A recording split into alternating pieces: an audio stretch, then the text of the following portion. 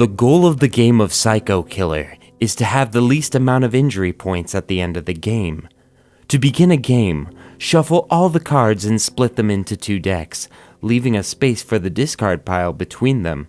And that's it. The only thing left, like any good horror movie, is to decide who's going first. A player's turn consists of playing as many or few cards as desired, and then taking the top card from either deck. Once one deck runs out, the players will only have the remaining one to draw from. There are many cards in this game, and they all have their effects, but we'll just go over a few of the groupings.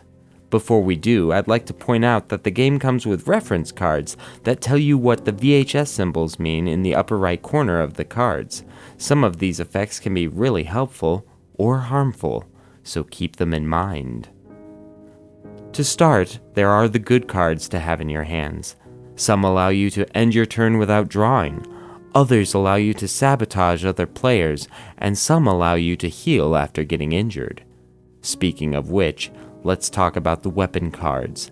These are cards that stay in your hand and cannot be discarded into the discard pile. You do want to get rid of them though, because when you are attacked, all of the points on these cards count against you as injuries. Needless to say, this is bad, so trade them off to your friends. They'll be fine. Next, there are the black cards. These are almost always bad news, and all of them must be played when they're drawn. The one black card that you never want to draw, of course, is the Psycho Killer.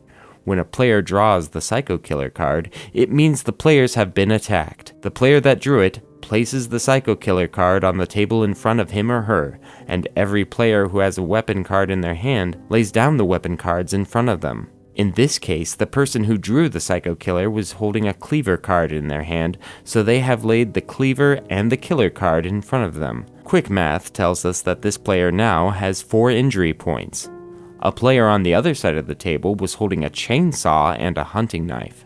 This totals up to 6 injury points. So you can see that even if you aren't the one who draws the Killer card, you can still end up in a worse state.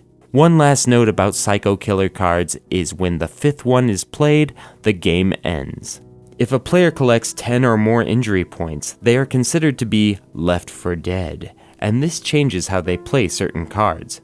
If a card has the eject symbol on it, it means that though you would have had to play this card immediately, now that you are left for dead, you can just put it in your hand to play whenever you wish, or even better, give it to someone else who will have to play it immediately. If somehow you are able to wind up with less than 10 injury points after being left for dead, you are no longer considered left for dead and return to playing normally. So, that's the basic overview on how to play Psycho Killer, and if there's a card that you think should be in the game, they provide a few blank cards for you to design your own dark ideas. I hope you enjoy this game. Thanks for watching, and until next time, this is Hogwash, over and... No, please! No, stop!